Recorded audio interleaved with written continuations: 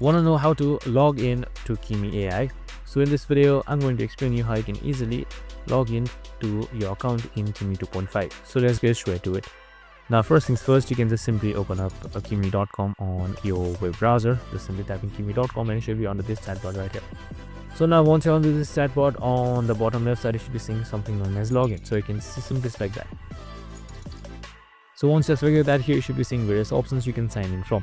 Your Google, your phone number, you can change it according to your country right here. You can just simply scroll until you find yours and type in your number and your verification code and simply select login just like this right here on the bottom. Or you can just simply head towards Google, which is the easiest way to log in. So I'm just going to do that right here, and you can just simply select an account and make sure you select an account that has been registered before. So we have also created a video on how to register, so make sure to watch it. So you can just simply log in and you should be good to go just like this right here. I hope this video helped. If it did, make sure to like, subscribe and tune in viewers for more of these videos. See you in the next one.